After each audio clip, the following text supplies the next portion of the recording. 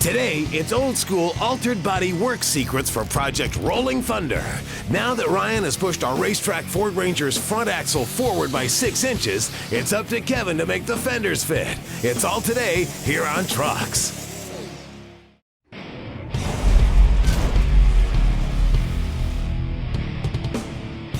Hey guys, welcome to Trucks. Today, we're back on Project Rolling Thunder, our supercharged 4.6-liter V8 6-speed manual transmission equipped compact pickup truck. Now this thing's also got an 03 Mustang Cobra independent rear suspension, custom front suspension, and some pretty big brakes up front. Now we did all this with the end goal of having this little Ford pickup handle more like a Mustang. And a big part of that is weight balance. Now it's no secret that all pickup trucks are extremely weight biased towards the front of the vehicle. So to alleviate that problem, we had 2 choices. We could move the engine and transmission back into the cab, do some major firewall surgery, or we could move the front suspension forward, essentially having the same effect. And that's the route we took. And while it did help with weight balance, well, it also created another problem. And that problem is the front tire is going to want to occupy the same real estate as the fender. And it looks like we're going to have to come in here and trim some of this inner structure as well. Not only that, we're going to have this vast expanse behind the front wheel. But in the long run, it'll all be worth it and pay off big time. And even better yet, well, it's not my problem.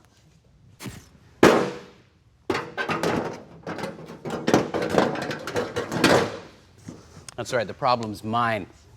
And by the outward appearance, it looks like a big one. Because the inner structure is no big deal. We can trim it out, we can even tub it like the mini truck guys do. But the outside, not so much. We got a little bit of space here and nothing here. If we were going in a straight line and never ever steering, maybe not such a problem, but this truck is going to go autocrosses, it's going to go twisties and windies. We need to have lock-to-lock clearance on the tires, obviously. Now, what we can do is actually a very simple solution. And since this is a single-walled sheet metal panel, it's going to be quite easy to do. Just hang in there and we'll show you. The other thing is, these LMC panels are nice quality stamping and they're relatively inexpensive at just under $100 a piece. So what we're going to do is show you how to sacrifice an additional fender, move your wheel arch forward, do a nice butt weld, metal finish it, and by outward appearances, you're never going to know the difference.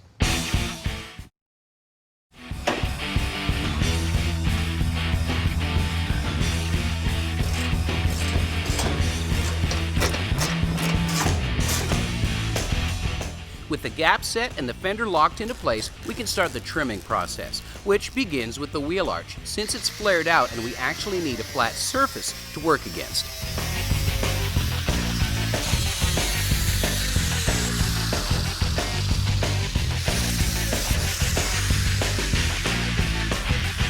Now with the second fender on a bench top, I can start trimming for the patch. Now keep in mind, I'm trimming way past my actual cut line. Now the reasons for this are going to be clear in about a minute, but trust me, you want to cut past where you actually want to slice and section your fender in. On the door gap, I'm cutting 1/4 of an inch in. This gives me a flat part of the panel that I can butt weld against the other fender. The inner fender brace is also trimmed so it doesn't interfere.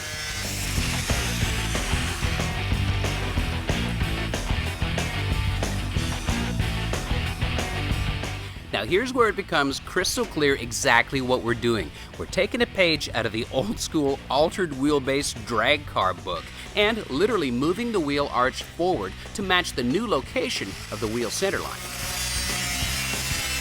Now right now at this step, it's not an exact science, so you want to trim a little at a time. Once you're happy with the overall look and feel of the new wheel arch location, well, here's where I mark the spots and then I can double check with a plumb line later. My masking tape is going to hold the fender in place while I measure. If you got an extra set of hands, well, you can use a buddy. Ryan's hiding right now.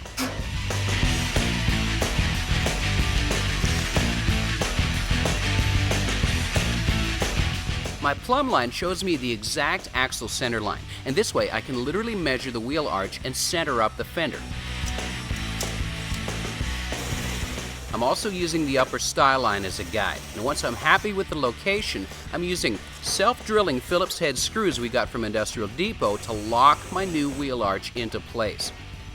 Now with it screwed into place, I can literally step back and double check the proportion, because even though the measuring tape said it's centered, it still has to look right.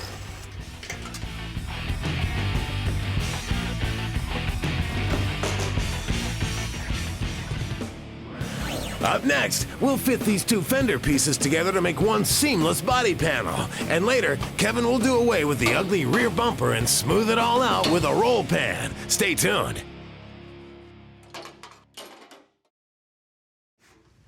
Hey, welcome back to Trucks. We're working on our altered wheelbase Ford Ranger, but it's not an altered wheelbase in the traditional sense. Ours is for weight transfer, but it's a different type, since Ryan has moved the axle center line forward 5 inches to literally cheat the engine weight back and get a better balance with the truck. So my job was to move the fenders and match that wheelbase. So we're using 2 fenders to make one, and sacrificing both of them, moving the wheel arch forward 5 inches to match the axle center line. So we're almost ready to start cutting and trimming for our final fit so we can weld it up. But check this out.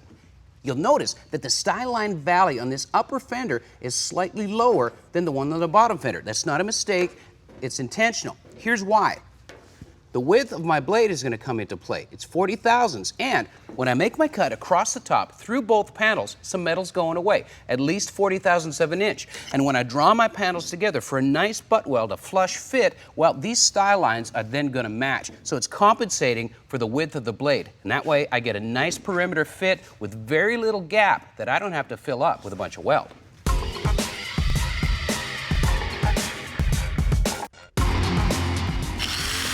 Now for this procedure, I'm cutting both panels with a single cut. And I'm starting from the inside, which does a couple of things for me. It shows me exactly where I need to make my cut from the outside and not overcut. And it also gives me a precise cut of both panels.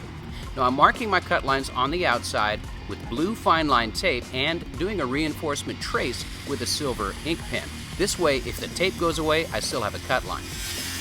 Now we've sped the video up for obvious time reasons, but trust me, I'm not forcing the blade, and you don't want to either. Let the blade find a natural progression on its own. That way you're not going to distort the metal or prematurely wear your blades out. Now here's where you remove fender number 2 and carefully set it aside. Then you can take the skin of fender number 1 and say goodbye forever.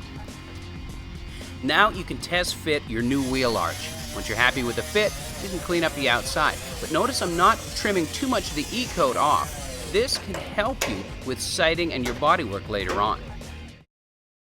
Now magnets and clamps hold things in place while I get rough tacks set down and lock everything into its final position. But I'm not going to finish weld things just yet. Okay, with our section fender mounted securely on the Matco Superstand, there's a couple of things I wanted to show you before I continue with the welding process. Remember the line that I drew in the valley of this body style line, where the insert panel was obviously lower than the original fender that we're using as our basis. Now, since I compensated for the width of the blade, now these lines match up perfectly, so a little bit of forethought goes a long way with a project like this. Now here's the beauty of cutting both panels with one blade at the same time. Look at my fit. It's literally perfect. It's almost impossible to make a mistake cutting like this, and it sets it up for a perfect union of both pieces of single wall sheet metal. And if you had cut them independently and constantly trimmed, sooner or later you're going to ruin your fit and ruin both panels. Now all we have to battle is heat.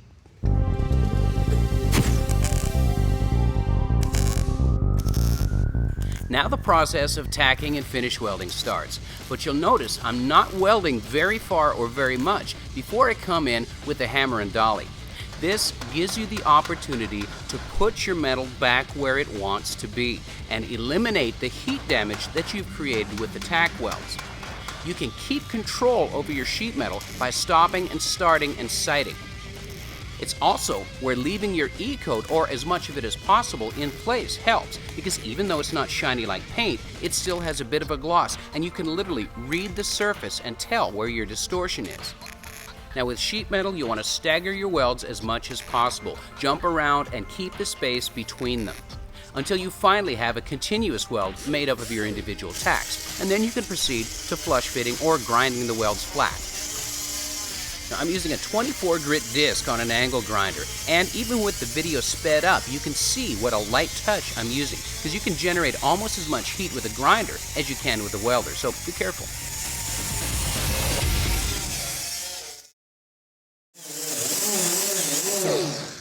Hey, welcome back. Well, after some more welding and a lot more hammer and dolly work, our fender is finally ready for a skim coat of filler and then primer and finally paint. And as you can see, the proportion doesn't look goofy and it fits with our stretched wheelbase perfectly. But there's still one more sheet metal project we're going to do today. And that is putting a roll pan on the back of Rolling Thunder. Now, this is a steel roll pan, and it came from LMC truck, and it ships with all the hardware it takes to bolt it in place. Or you can weld it in, finish the welds out for a nice, cool custom look. I'll give you one guess as to what we're going to do.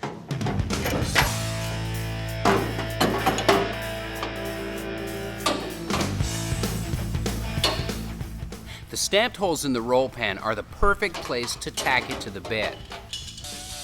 Grinding the surface of the paint off is going to give me a good solid weld, and the Dupli-Color weld-through primer gives me some corrosion protection.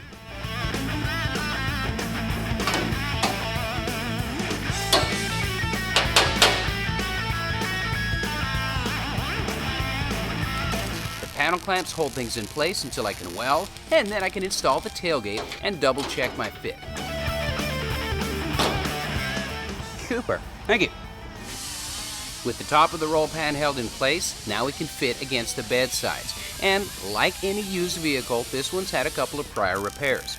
The passenger side, well, we could just tack that into place and fit it in later.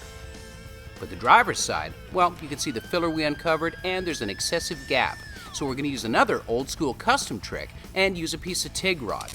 Back in the day, they literally used coat hangers to fill in these gaps, but it's the same principle. You're basically using a filler metal and tacking it into your sheet metal to fill up the gap instead of cheating and using plastic filler.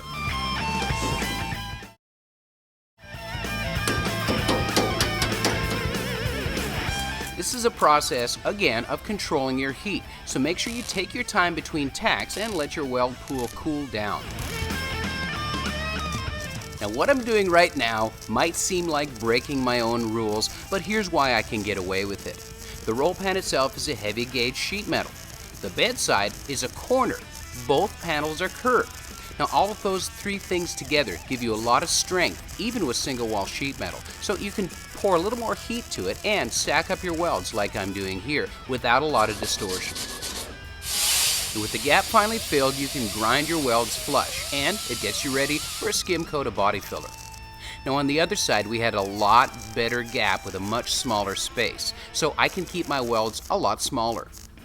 This, of course, minimizes any distortion and allows you to control your weld much better.